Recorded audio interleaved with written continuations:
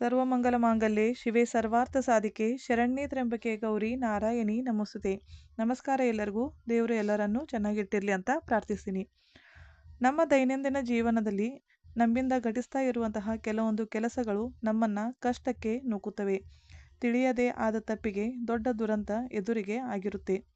ನಮ್ಮ ಎದುರಿಗೆ ಈ ಸನ್ನಿವೇಶಗಳು ನಡೀತಾ ಇದ್ರೂ ಯಾಕೆ ಹೀಗೆ ಆಗ್ತಾ ಇದೆ ಅಂತ ನಮಗೆ ಗೊತ್ತೇ ಆಗೋದಿಲ್ಲ. ಪ್ರತಿಯ ಮನೆಯ ವಾಸ್ತು ಆ ಮನೆಯವರಿಗೆ ಒಂದು ಒಳ್ಳೆಯದನ್ನು ಮಾಡುತ್ತೆ, ಇಲ್ಲ ಅಂದರೆ ಕೆಟ್ಟದ್ದನ್ನು ಮಾಡ್ತಾ ಇರುತ್ತೆ. ಕೆಲವೊಂದು ವಾಸ್ತು ದೋಷಗಳು ಮನೆಯ ಜನರನ್ನೇ ದುಃಖಕ್ಕೆ ದೂಕಿಬಿಡುತ್ತವೆ. ಮನೆಯಲ್ಲಿ ಪ್ರತಿ ಕೋಣೆಯಲ್ಲಿನ ಪ್ರತಿ ವಸ್ತು ಕೂಡ ಒಂದೊಂದು ಶಕ್ತಿಯನ್ನು ಹೊಂದಿರುತ್ತೆ. ಈಶಾನ್ಯದಲ್ಲಿ ದೇವರ ಮನೆಯೇ ಇರಬೇಕು. ಅಲ್ಲಿ ಟಾಯ್ಲೆಟ್ ಇದ್ದರೆ ಹೆಲ್ತ್ ಪ್ರಾಬ್ಲಮ್ ಶುರುವಾಗುತ್ತೆ. ಆಗ್ನೇಯದಲ್ಲಿ ಬೆಡ್ರೂಮ್ ಇದ್ದರೆ ಕಲಹ ಪ್ರಾರಂಭವಾಗುತ್ತೆ. ಹೀಗೆ ಪ್ರತಿ ಸಣ್ಣ ತಪ್ಪು ಕೂಡ ಒಂದೊಂದು ಬ್ಯಾಡ್ ಎಫೆಕ್ಟನ್ನು ಬೀರ್ತಾ ಇರುತ್ತೆ. ಗೃಹಿಣಿಯರಿಂದ ಅಡುಗೆ ಮನೆಯಲ್ಲಿ ತಿಳಿಯದೇ ಆಗೋ ಕೆಲವೊಂದು ದೋಷಗಳು ಮನೆಯನ್ನು ಸಂಕಟಕ್ಕೆ ನೂಕುತ್ತವೆ. ಕಲಹ, ಆರ್ಥಿಕ ಹಾನಿ, ಅನಾರೋಗ್ಯ ಇವೆಲ್ಲ ಘಟಿಸ್ತವೆ. ಕೆಲವೊಂದು ವಸ್ತುಗಳನ್ನು ಇಟ್ಟಿರುವಂತಹ ಜಾಗ ಕೂಡ ಪ್ರಾಬ್ಲಮನ್ನು ಕ್ರಿಯೇಟ್ ಮಾಡುತ್ತೆ. ಇವತ್ತು ಇಂತಹದೇ ತಿಳಿಯದೇ ಆಗೋ ತಪ್ಪುಗಳನ್ನು ಈಗ ನಾವು ತಿಳಿಯೋಣ. ಅಡುಗೆ ಮನೆಯಲ್ಲಿ ಮೇನಾಗಿ ಬೇಕೇ ಬೇಕು ಅಂತ ಇರೋದು ಖಾರದ ಪುಡಿ, ಉಪ್ಪು, ಎಣ್ಣೆ ಮತ್ತು ಸಕ್ಕರೆ. ಉಪ್ಪಿನ ಭರಣಿ ಮತ್ತು ಸಕ್ಕರೆಯ ಡಬ್ಬವನ್ನು ನಾವು ಯಾವತ್ತೂ ಹತ್ತಿರ ಇಡಬಾರ್ದು.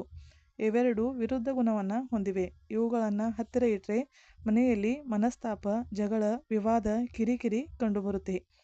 ಇನ್ನು ನೀರಿನ ಕೊಡ ಅಥವಾ ನೀರಿನ ಕಂಟೈನರ್ ಮತ್ತು ಒಲೆ ಇವೆರಡರ ನಡುವೆ ನಮ್ಮ ದಾರಿ ಇರಬಾರ್ದು.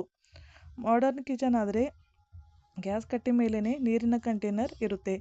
ಹೆಚ್ಚಿನ ಕೊಡಗಳನ್ನು ಇಡುವಂತಹ ಜಾಗ ಯಾವತ್ತೂ ಒಲೆ ಮತ್ತು ಕೊಡಗಳ ನಡುವೆ ನಾವು ಹಾಯುತ್ತಿರುವ ಜಾಗದಲ್ಲಿ ಇರಕೂಡದು. ನೀರು ಮತ್ತು ಅಗ್ನಿಯ ಗುಣ ವಿರುದ್ಧ, ಅವೆರಡರ ನಡುವೆ ನಾವು ಪ್ರವೇಶವನ್ನು ಮಾಡಬಾರ್ದು. ಇನ್ನು ರಾಷನ್ ಸಾಮಾನನ್ನು ತರುವಾಗ ಉಪ್ಪು ಮತ್ತು ಎಣ್ಣೆಯನ್ನು ಒಂದೇ ಸಮಯದಲ್ಲಿ ತರಬಾರದು. ಇದು ಶನಿ ಪ್ರವೇಶವನ್ನು ತಮ್ಮ ಮನೆಯಲ್ಲಿ ಮಾಡಿದ ಲಕ್ಷಣ. ಅಕ್ಕಿ ಮತ್ತು ಸಕ್ಕರೆ ಡಬ್ಬಗಳು ಸದಾ ತುಂಬಿದ್ದ ಇರಬೇಕು. ಉಪ್ಪನ್ನು ಗಾಜಿನ ಭರಣಿಯಲ್ಲಿಯೇ ಇಟ್ಟಿರಬೇಕು.